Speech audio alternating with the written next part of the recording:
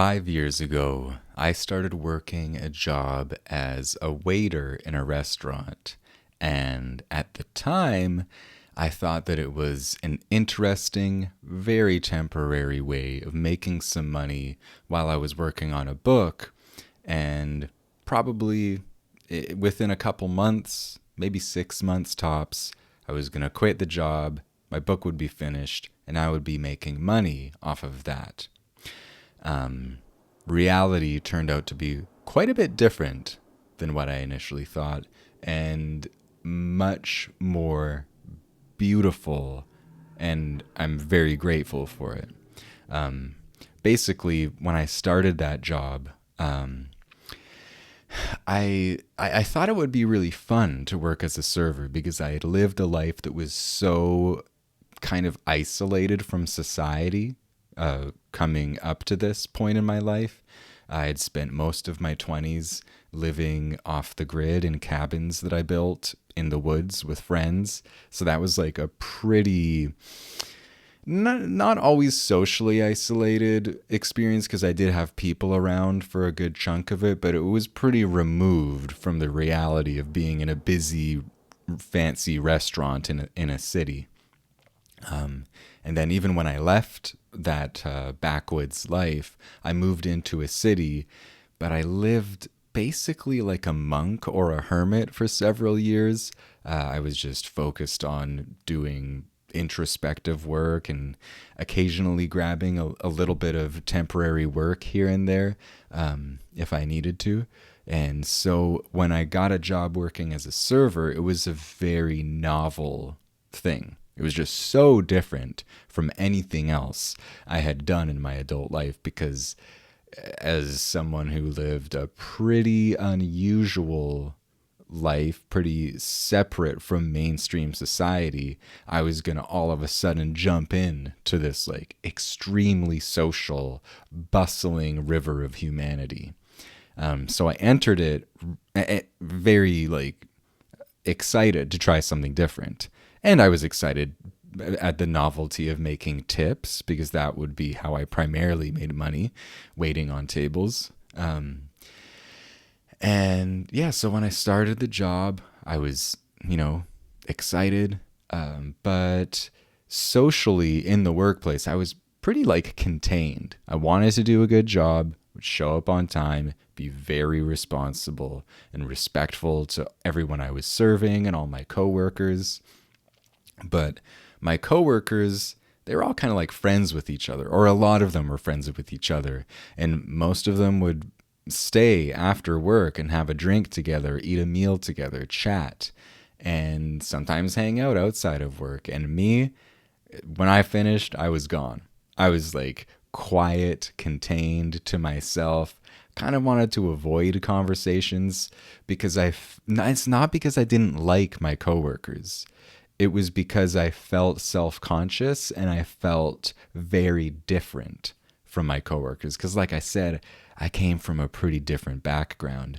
And if someone said, "Hey, Miles, what you been up to before you worked here?" I was kind of embarrassed to talk about it. And it's not because I was ashamed of it. I just figured it was really weird and nobody would like understand. And anything I said would kind of lead to like a ton of follow-up questions. Like, wait a minute, you lived in the woods? What does that even mean? For years you lived in the woods?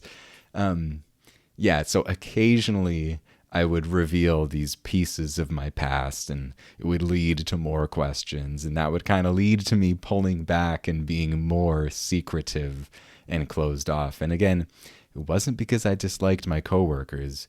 It was just because I was more comfortable having a wall up. And that only changed after the lockdowns of 2020. I feel like I didn't really understand it at the time, but in retrospect, I think that when the world shut down, I was by myself during the lockdown, and a relationship that I was in had ended right before that. And it was a very kind of like revelatory period. I started writing a book, so I kind of awakened some creative parts of myself. And my workplace was closed for about a month and a half, 2 months. And when it reopened, I kind of felt like I had been through a near-death experience. And when people sometimes, if you've listened to interviews with people who have near-death experiences, they sometimes come back to their life and they realize they can't live the way that they used to. They can't take things for granted the way that they used to. And that there's an urgency to love. There's an urgency to really caring about the people around you and taking down the facade and the self-consciousness.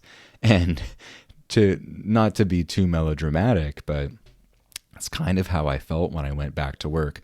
I was so grateful that the world was continuing again, that we were getting to have a second chance at life in this modern society, that it didn't just permanently like stop. And I took a mask down and I didn't really want to put it back on again. It's like I felt a love for my coworkers when I went back to work, and I knew I didn't want to hide that anymore. I didn't want to be that closed off person who is afraid to talk about himself because he feels like he's so different from everybody else. Because I could also see that that wasn't true, because me and my coworkers had now all gone through an intensely emotional experience together. We'd all just gone through something that was really weird and for some of us extremely difficult. For myself, because I'd already lived like in the forest alone and stuff, there was a part of me that was quite comfortable and even thrived in the isolation of lockdown. But for my coworkers, I could see how some of them had just been kicked in the gut, especially the ones who lived alone, who were away from family, all of which I was too. I was just used to that. And I think seeing that was part of this gradual process where my idea that I was really different and I was an other and I needed to just close myself off from everybody because I was so different, I just knew that wasn't true anymore. And over the past several years, it's just disintegrated further and further. And that's one of the best blessings I've ever received, is having my kind of youthful, foolish sense of separateness disintegrate. Because for the following years, I have been going to this workplace day after day, being around all these different kinds of people from different walks of life and different histories. And on the surface, it's like I used to believe this story where they were the normal people and I was an other. I was a weirdo. Even though on the surface, some people watching this, or if you're listening to this, you hear my voice, you might think, well, he seems really normal. Yeah, but on the inside, there's a different story. There's a novelist that lives inside of me, and he can write a story about how wildly unusual I am. And that's just fuel for insecurity and shame and, just feeling a lack of confidence to be natural and to express what's true to me.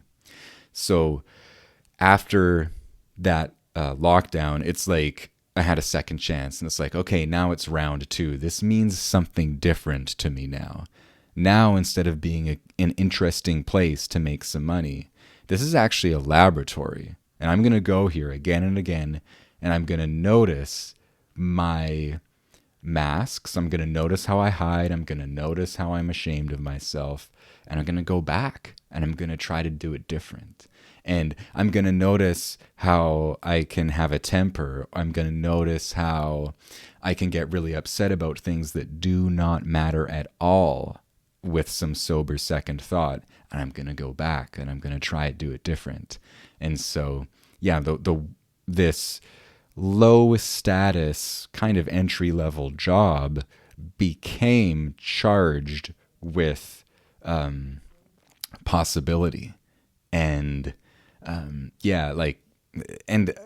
I think one of the experiences that was like a next step was during 2020, I wrote a book, and at the end of that year, I published it. And coworkers found, I would mention it to coworkers, and other coworkers would talk about it amongst themselves, and some coworkers started reading it. And now all of a sudden, I had put this thing into the world that was very vulnerable, and a coworker would occasionally say something very innocent and curious. They would say, "Hey, Miles, you wrote a book, man? That's awesome. What's it about?" And I would freeze in shame because I was so embarrassed about this thing that was so personal, and that in the bubble of my isolation, I was actually quite proud of, and I had put everything I had into as a writer. But out in the real world, I was quite terrified of owning and stepping into and embodying and embracing. And that was a beautiful thing, because I got to go back to that workplace again and again and again and confront a different version of that question so many times that eventually this muscle in me that was like bound up in a tight knot started to get massaged open. And what was paralysis around my writing and the book that I had created slowly melted, because I was going back into an environment that challenged that again and again. And I was like walking away from those experiences being like, oh man, I am so awkward when someone brings this up. I just freeze and I'm so embarrassed to talk about it. And it doesn't make any sense because I think it's actually beautiful and amazing. But there's this insecure, vulnerable thing in me that just goes nuts. And yeah, this workplace has been like a phenomenal laboratory to explore these parts of myself. Just phenomenal. And I'll credit that for the people too, because the people I work with have been and continue to be like wonderful, beautiful people. And yeah, like I've gotten to a point now where, I just feel incredibly blessed, because there's a poet and songwriter named David Berman, and there's a beautiful line in one of his songs. He says, "No one should have two lives. Now you know my middle names are wrong and right." And my interpretation of the first part of that, "no one should have two lives," to me, when I heard that, I thought, oh, that's so beautiful, because when I've had two separate lives, two separate identities, the one that I keep secret that feels like the real me, and then the other one that I'm comfortable sharing with the world that is really kind of like a muted, fake version of me. That's like a conflict. And that is, it's kind of, for me, it feels like a conflict that eats away at me. It's soul destroying.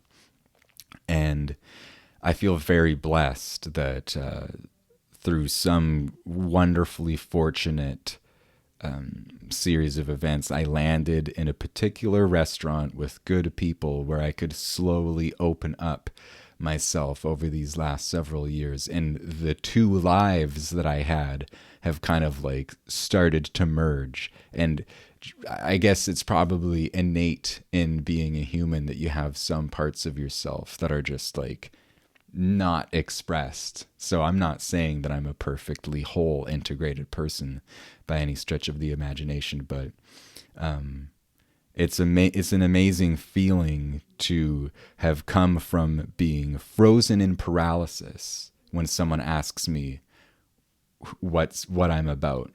If I wrote a book, what's it about? Or my past, what happened? Like, I was just so ashamed and insecure, and now I've been able to like open that up, and that's just who I am. And I talk about it freely. And some of my coworkers are some of the first people who read a book when I publish it, and they're really supportive, and I love that. And I'm comfortable talking about it. And just that division within myself is less.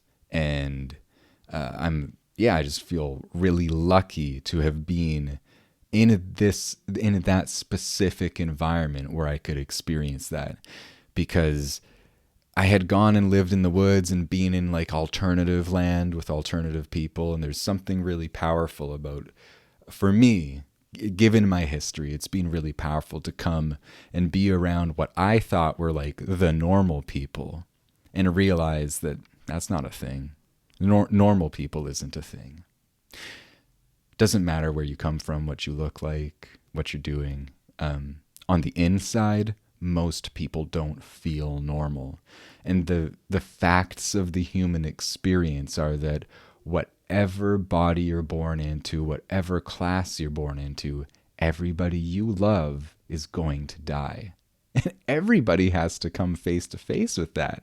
And everybody has to experience the disorienting trauma and tragedy and sometimes comedy of this challenge of being a human. So I guess there are degrees of normalcy, but it's been a beautiful thing for me to be repeatedly going into this environment where some past version of me thought, you're around the normal people, you'll never connect with them, and be like, no, you're wrong. They're souls just like you. They're humans just like you. The fundamental things that make them want to get out of bed in the morning are the same as you. They want to experience love. They want to experience purpose. They want to be accepted. Just the basics. That's been maybe one of the most powerful things, is this embodied experience of just actually feeling in my gut and seeing it and witnessing it and relearning a misconception that I had about me being different, because I'm not. And that's a beautiful thing. I mean, all of us are different. Everybody's a different person, but there are just like core things that I can relate to so many different types of people on. And so I mean, there's so many gifts and lessons that I've received from working this job, and I just wanted to share that experience. I know that I didn't 5 years ago. I came into that job not really appreciating how powerful and important it could be to just have such experience, and it's certainly. There are people who are careers, I'm using the term dead end in the title of this. And to be completely honest, it's not really clickbait, because some people would see it as a dead end job. And I don't think that that's a fair categorization, because there are people who are career servers who are very good at it and make a good living, and it's absolutely an honorable thing that should not be looked down upon. Anyhow, that is all I wanted to share today, you guys. Just my personal experience. If you find it interesting, if it brings up anything for you, leave a comment.